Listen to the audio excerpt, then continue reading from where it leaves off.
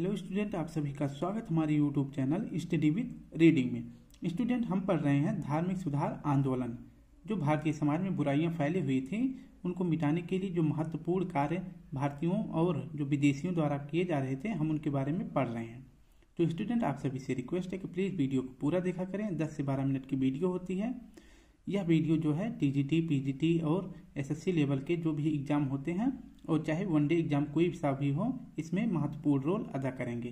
तो प्लीज़ एक लाइक, एक शेयर, कमेंट जरूर करें। तो आज हम पढ़ने वाले हैं आत्माराम पांडुरंग के बारे में। तो आत्माराम पांडुरंग जी का जन्म कब हुआ था? तो आत्माराम पांडुरंग जी का जन्म हुआ था 1823 ईस्वी में और इनकी मृत्यु कब हुई थी? तो 1898 ईस्वी में। इन्होंने अपनी पढ़ाई किस कॉलेज से करी थी?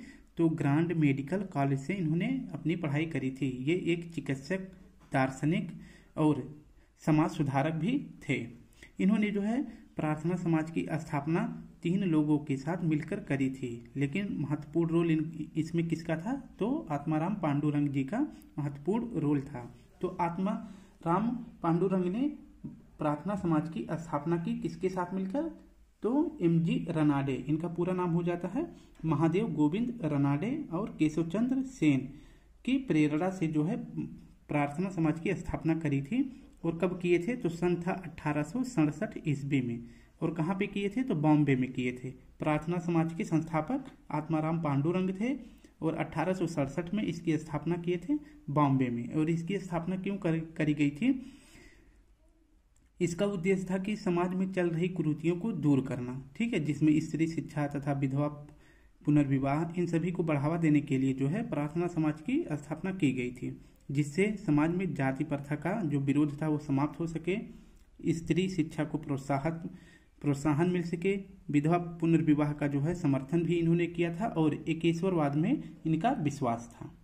नेक्स्ट देखते हैं एमजी रनाडे जी के बारे में। इनके बारे में पढ़ लेते हैं थोड़ा सा। महादेव गोविंद रनाडे, इनका पूरा नाम है महादेव गोविंद रनाडे। इन्होंने जो है प्रार्थना समाज को प्रसिद्ध किया था।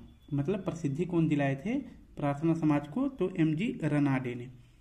एमजी रनाडे ने शिक्षा के लिए जो है दक्कन एजुकेशनल सोसाइटी की स्थापना की थी। महादेव गोविंद रनाडे ने दक्कन एजुकेशनल सोसाइटी की स्थापना की थी किसके लिए? शिक्षा को बढ़ावा देने के लिए। और दक्कन एजुकेशनल सोसाइटी की स्थापना कब किए थे? तो 1884 ईस्वी में।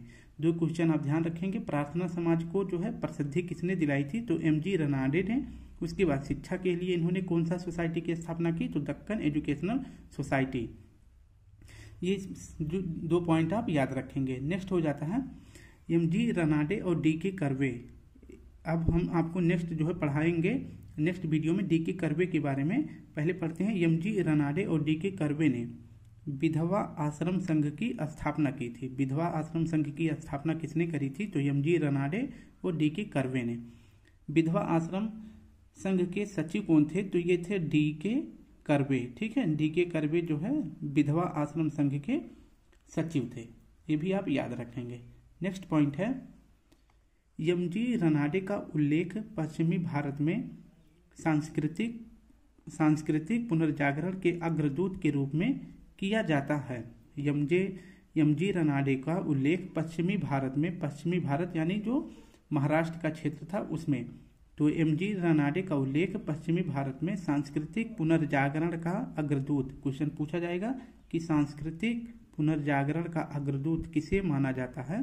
तो आपका सही जवाब हो जाएगा एमजी रनाडे। नेक्स्ट देखते हैं। तथा इन्हें जो है एमजी रनाडे को महाराष्ट्र का सुकरात भी कहा जाता है। महाराष्ट्र का सुकरात किसे कहा जाता है? एमजी रनाडे को। एमजी रनाडे की पत्रिका का क्या नाम है? तो इनकी पत्रिका का नाम है सुबोध पत्रिका। ये भी याद रखेंगे। तो 3 से 4 क्वेश्चन एमजी रनाडे से बन रहा है। 2 क्वेश्चन जो है आत्माराम पांडुरंग जी से बन रहा है। तो पहला बन जाएगा प्रार्थना समाज की स्थापना किसने करी थी? आत्माराम पांडुरंग ने। कब किए थे? तो 1867 ईस्वी में। एक क्वेश्चन इंपॉर्टेंट ये हो जाएगा। इसके बाद आप याद रखेंगे कि महादेव गोविंद रनाडे ने प्रार्थना समाज को प्रसिद्धि दिलाई थी। नेक्स्ट हो जाता है कि शिक्षा के लिए एमजी रनाडे ने किस सोसाइटी की स्थापना की? तो दक्कन एजुकेशनल सोसाइटी की स्थापना की 1884 ईस्वी में। इसके बाद विधवा आश्रम संघ की स्थापना किसने की थी? तो एमजी रनाडे और डीके कर्वे ने मिलकर के रहे थे।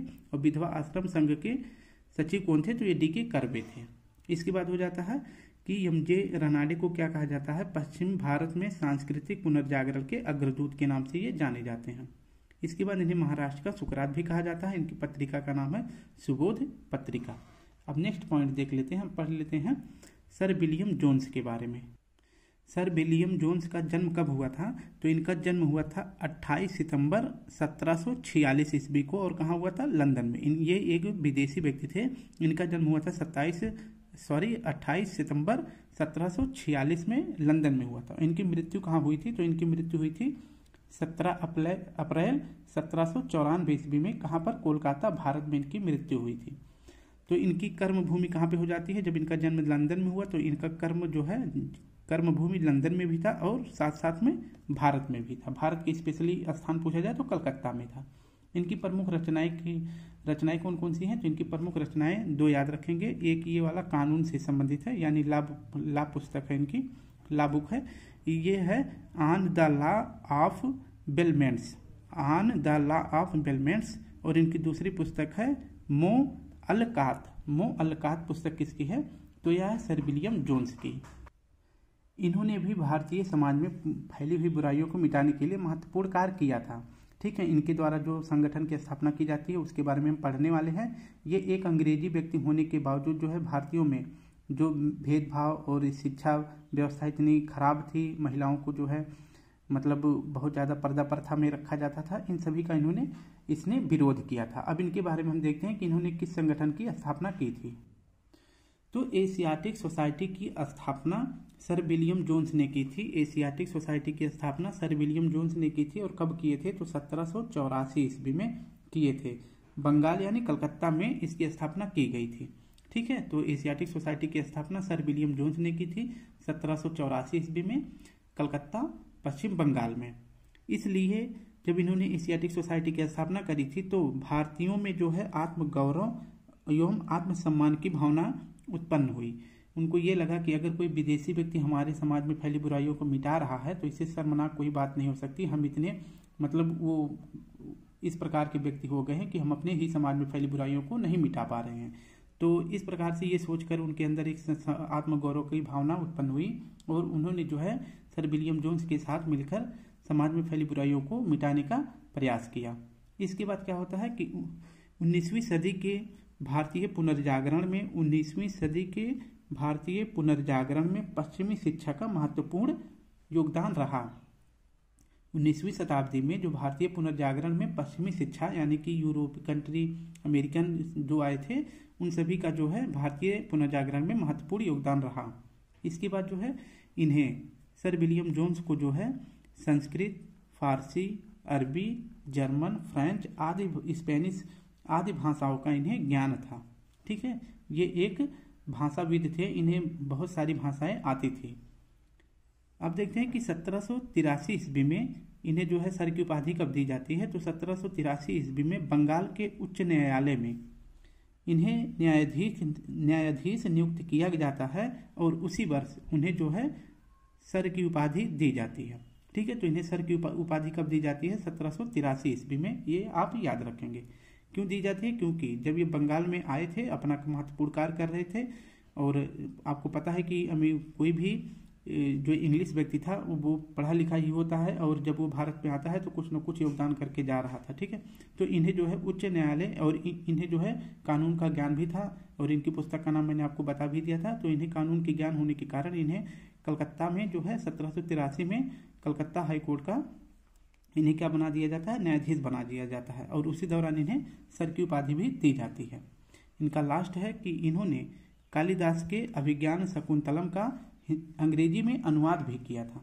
ठीक है, क्वेश्चन पूछ सकता है कि कालिदास के अभिज्ञान शकुंतलम का अनुवाद किसने किया था? सर विलियम जोन्स और 3 व्यक्ति को और उसमें डाल देंगे तो आपका सही जवाब हो जाएगा सर विलियम जोन्स।